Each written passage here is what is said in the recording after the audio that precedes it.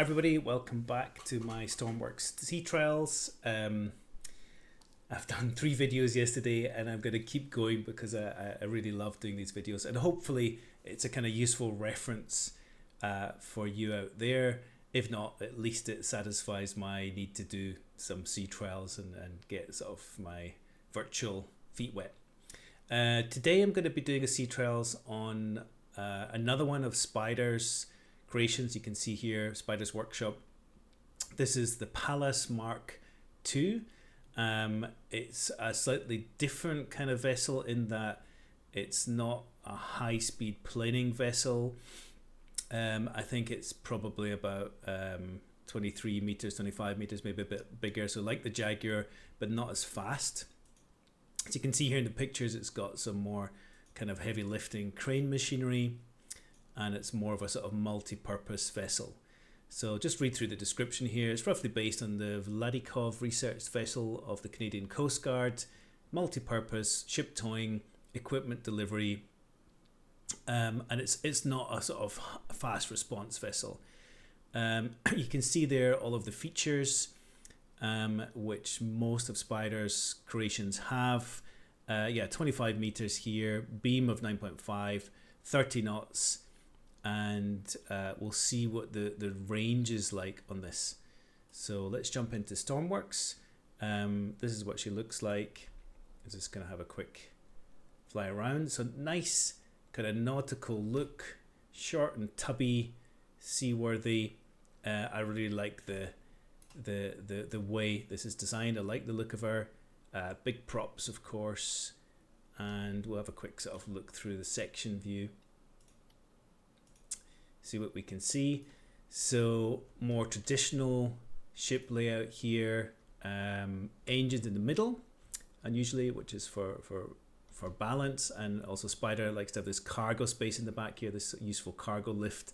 So big cargo space, batteries at the back, a tank at the front. I assume that's just a big fuel tank, kind of custom designed fuel tank, which is nice. Be very interested to see the range. A little crew mess in here, little salon, and then 2 levels of kind of, is that utility space in here, and then you've got your wheelhouse. So much more traditional kind of vessel. So spawner in again. Spider's creations being well known because they're optimized, for frame rate and good performance. They work really nice in multiplayer. So because this vessel's a bit bigger, I think it's going to take a little bit longer to review. Again, we'll start with the exterior. I haven't used this for a while, so I'm not very familiar with all the systems. We've got here our big kind of gantry style crane stroke recovery system, and it's tied nice and tight on here to stow it, and it's got this kind of nice gantry system where we can, I assume, swing that out over the water, which we'll try later. So we've got a winch up and down. This is a small winch here for, I guess a small tows and that kind of stuff, and picking stuff up from the seabed. And then you've got your main one here. We've got a working area at the back here. We've got a gate here for access, so it's not designed for recovering of people overboard like the other vessels, which are more explicitly for that. So it's more of this multi-purpose vessel, as the creator says in there. So a nice single click extension. So I guess it's doing all of this cable stuff in there, and now that's in the outside position. We've got some lights for it, so a big powerful working crane for some nice recovery, ROV work potentially, that kind of stuff. We've got here a little depth. That's going to help us with the winch. And we've got our cable length there, so that's a really nice kind of way to cross-reference your cable length with your depth. Some rope here, another side gate for side entry. It's a nice, safe, high bulwarks, giving you a nice feel sort of safety at sea working. The fuel, unlike the other vessels, is up the back here. Cargo elevator, like all of the vessels here, are the larger vessels, so allowing you to take stuff downstairs, maybe move it forward I've not seen how these were intended to be used there, so I'd assume you'd move it off and you'd close this to keep that watertight, although that is a watertight compartment down there. Another winch here, so you can do towing as well as that big one up the top. So you probably want to tow low down if you're towing something, and this is more for lifting operations. And what have we got here? Aha, so very nice lockable storage for additional equipment here. I don't have a torch, so sorry about the lighting there. There we go. So very nice components. I could probably get a torch in here, thinking about it now. No. So kind of stuff that you need for diving, I think, any of the operations that you've got up the back here. We will do the traditional thing, which is to go around the sides and do the exterior first. So nice big stairway up this side. We've got this sort of tween deck here, this in-between deck. Nice mini rib here, which is probably the same design as his other vessels, with a little derrick here, derrick crane. Twin point loading, looks nice and secure. And you have here, I guess, your control activate. Yeah, lovely. So it's automated, programmed to go out into the right position, and it undoes the connectors there. So you just need to make sure you're on board there. Winch down, winch up. I think I've got my physics on medium, which is why it looked a bit bouncy there. Bring her back in again.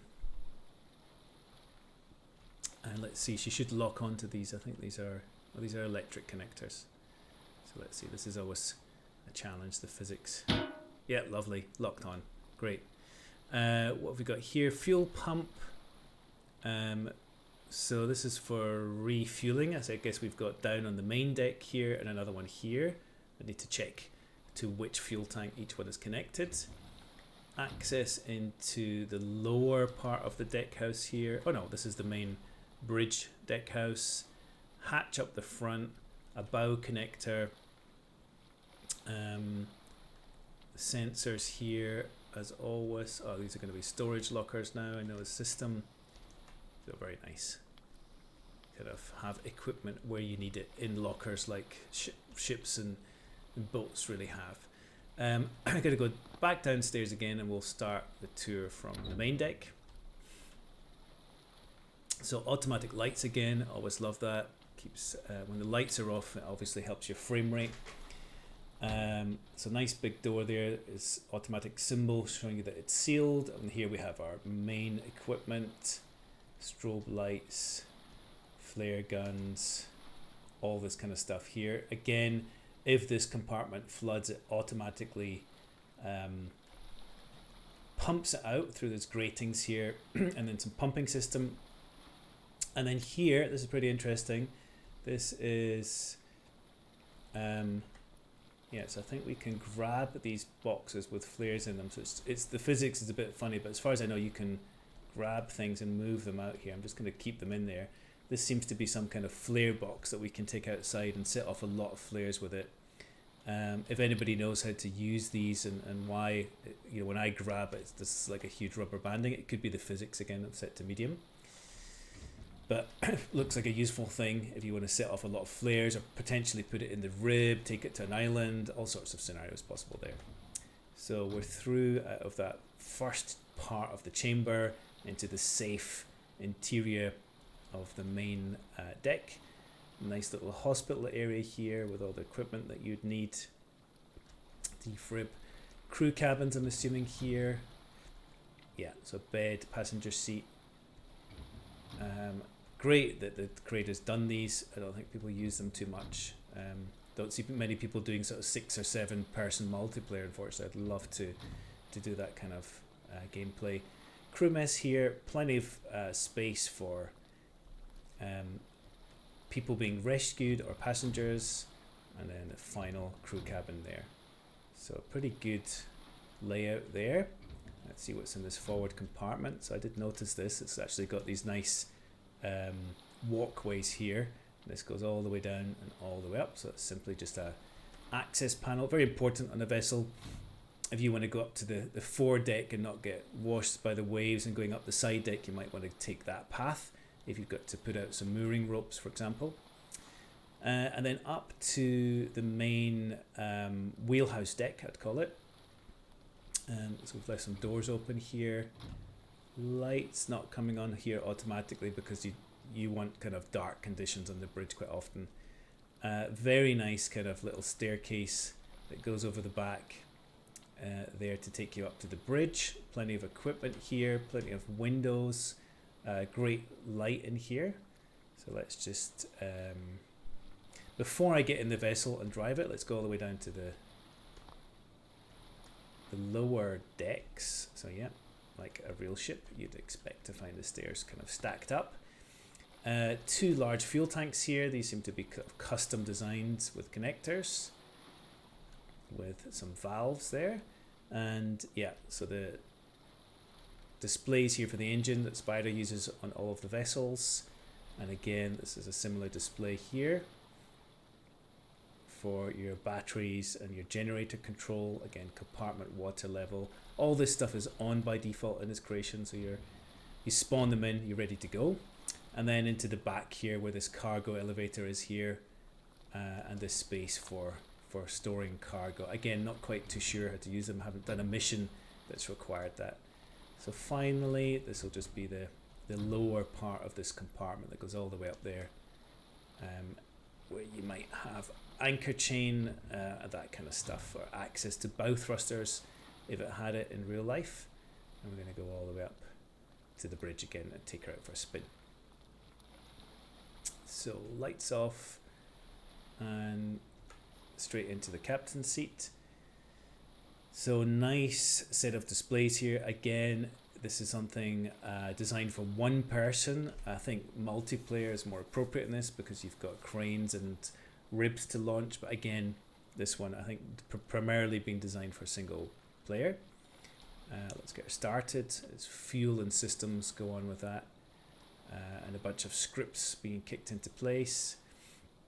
Radar and map on.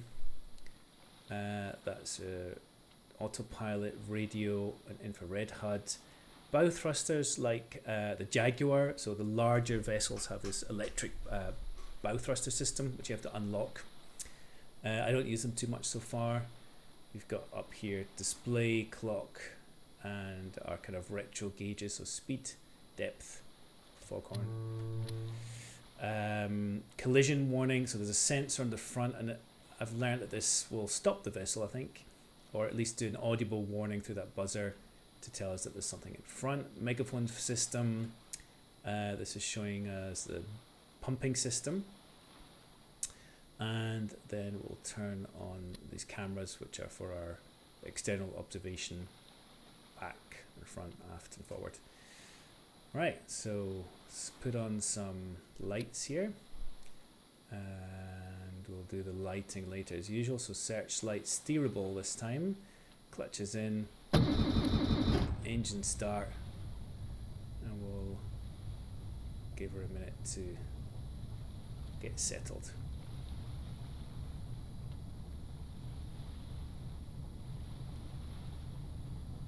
Okay, I think that's battery levels, not too sure. Engine's on, engine dials here. So what you do is kind of wait for that to settle, the temperature to settle. I've been learning that in real life, on a sort of medium-sized cargo vessel, you need at least half an hour to kind of warm the engines up. So you start them up. It takes a long time for the metal. There's a lot of metal in a ship's engine to warm up.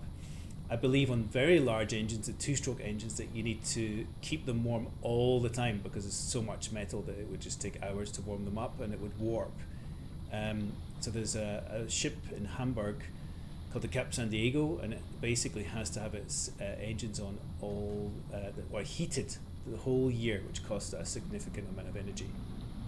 So clutch off, and then we start to cruise out. And I'm just going to use the keys here, give her a bit more power. So a nice slow revving engine, so I like that sound. It sounds quite realistic for a ship.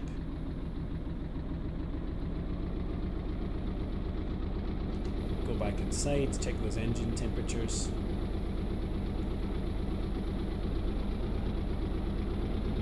So it's going up now because I've got our full speed. 4 engines, as you can see. So let me just turn the audio down. Sorry that you're getting my Steam pictures again. I just meant to go to OBS and turn the engine noise down so you can hear me. Yeah, so she's off. She's got a nice deep hull. Bow thrusters, you can just about see at the front there. Sensors. 2 big props. And the system here, which I've never been quite too sure what these props are for. I'm assuming that's the electrical thrusters. So she's off. She only does about 30 knots, which would basically be speedboat speed if it was real boat. But in Stormworks, this is relatively slow. So we'll start sea trials and we'll just do turning circle, so full left.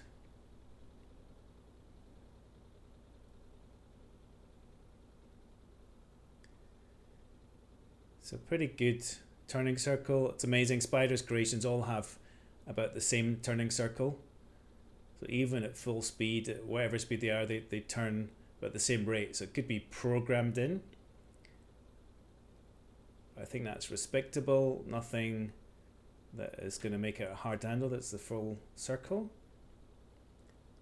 And then I'm going to do full stop. So I'm not too sure if we can do this. Let's just hit it in reverse. No, still the engine. All right, that was a good test. All right, we'll do a crash stop. Well, can't really do a crash stop, but we'll just do a full depower. So hitting depower now. So the Stormworks ships actually stop on a dime pretty much. There's, I don't know, it's a lot of resistance modeled, I guess, on the hull. So no issue with stopping there. Bring it up to full power. And we'll bring in some weather. 50% wind.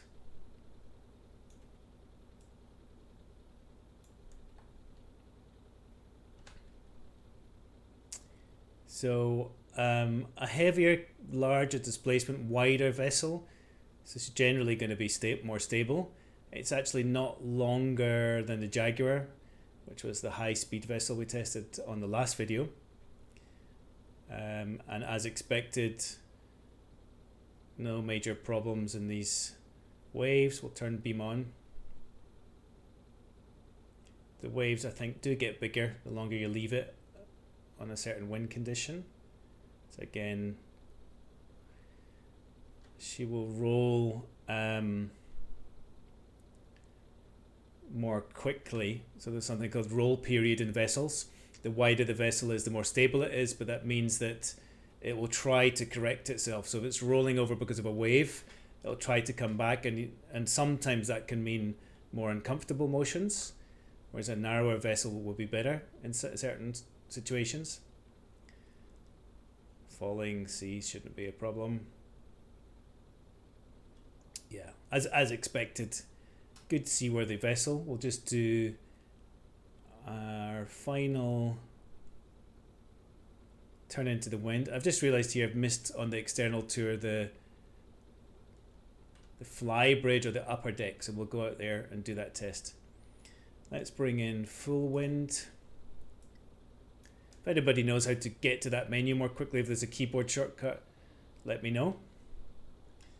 So again, full power and full wind and waves in Stormworks doesn't really work for many vessels because the physics is such that even though the ship would weigh many tons in real life, it kind of jumps off. And I think this is just physics, or game physics.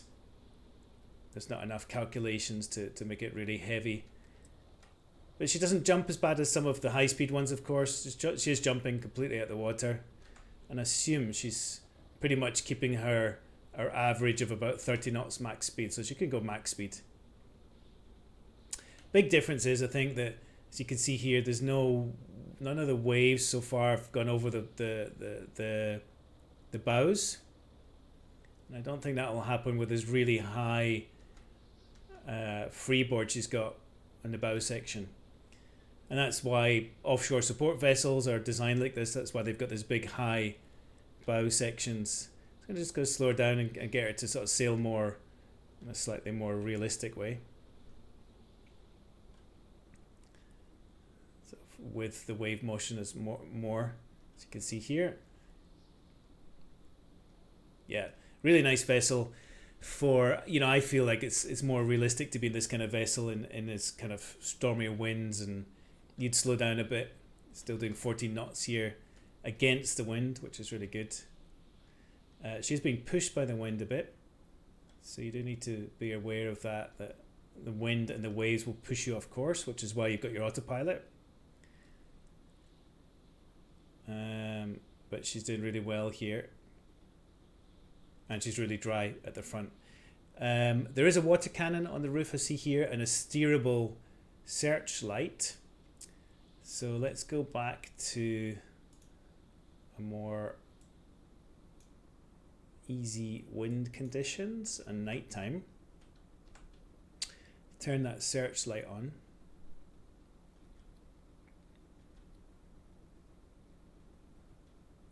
Yeah, we can see she's directly at the front. Yeah, and she goes very quickly to the left and the right there. So no up and down, just left and right. But that's pretty good. I really need some waves to help you see where that spotlight is shining. But it's going to be good to have your movable searchlight on a vessel like this. So final thing in the sea trials I'll do is just go up the top. So she's cruising along here. I'll just put in a waypoint. Put her on autopilot. It's always good to test that, although I know all these vessels work perfectly. It's a similar script. Autopilot. Showing me the distance and the time in seconds. Interesting. So now we're free to go back outside again. Same lighting system as before. And let's see if we can find the quickest way up here to the top. So that's not usable. That's the door we'd gone in. There is additional firefighting equipment there, which is nice. And then we go up our ladder and see what the creators put in here. So nice connected with connectors here, but these mobile FLIR boxes here.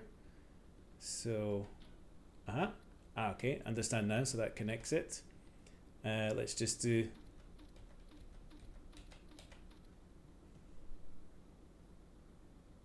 So these flares are a really great system. They're sort of wide illumination parachute flares are equivalent to that. So you can actually see it's brighter now. If I go to nighttime, you'll see that it's significantly brighter. If I put some wind on, you'll see that the waves are actually lit up by these things. So this is what you use in your nighttime searching, and this vessel's got loads of them. I'm just going to go back to daytime just because I can see a bit better. Take our wind down. So it's basically flares. Nice view into the bridge so you can see what's going on here. Some instruments, foghorn, radio antenna, huge one. And you can actually go up here. We've got up here? Solar panels for recharging, and water cannon which can be driven from here. So I quite like that. Pretty good firefighting vessel, I assume, with 2 water cannons here. So I like that, manually controlled from up the top. So this is going to be our good little firefighting vessel. Not the fastest. Left my searchlight on. And what else did I see up here? That's where our camera is, so we can go and stand up in front of that and do a funny show. And that's it up here. And then the final thing was here. I guess this is a quick entry back into the bridge. If you're doing solo operations, this kind of stuff here is going to be pretty important. So that is the Pallas, and I've forgotten which mark it is now, maybe Mark 1, Mark 2. Really good little vessel. I think I'll come in for another sort of sea trial on this vessel where we use the crane, this big crane at the back, and just see what it's got to offer. So I've reached my waypoint, engine goes off. That's what happens with the autopilot in most of these vessels. So probably I'd like to use it for this for some sort of dive support, although you'll see on some of the other videos I'm going to create that Spider's other vessels have very good facilities for dive support as well as we get up into the larger ones. Really like, I guess what I really like is some of the detailing here. So this kind of slots on the side behind the rescue sign there, the asymmetry of the bridge here. So we've got this little observation window at the back here. On this side, not such good visibility on that side, of course. But you know, from there you can at least see back out onto the rear deck. And it's all of these little features that make operating these vessels in Stormworks so much fun. So being able to say, okay, I'm going to jump out the back here, imagine it being a full-on storm, and then I can check out there. Well, we don't need to imagine it's a full-on storm. It's that easy to put ourselves in stormy conditions. And here we are looking out onto the back deck, seeing that everything's still attached. All the doors are closed and we're safe inside here, going round in circles. So that's all from me. Let me get my mouse over to the other side, and I will be posting the rest of Spider's creations on these Sea Trials videos. Look forward to your comments. But again, the Pallas, great vessel for multi-purpose, towing, dive support, I reckon, and it's not going to cost you too much to run. The one thing I have forgotten now is I wanted to check out range. So I think the range is going to be very similar, even though it's a slower boat. I see here we've used up 6% of the fuel already, which suggests that the range is going to be something similar. In a full sea trials, there's a few things I would do that I'm not doing for time. So I would like to make these sea trials more realistic. But you know, normally you run the engine at full speed for a few hours, maximum continuous rating it's called, and you just see if it blows up or if it gets any bad effects. You do your crash stop, which is a bit difficult because the physics in here doesn't really show that properly. You would test all the safety equipment, which I've done to an extent, and you would do a kind of, it's not part of sea trials, but you do an inclining test, which I'm going to set up at some point, where basically I use a crane to tip the vessel up and you can test its stability that way. So that's all from me just now. That was the Pallas. And I will see you next time.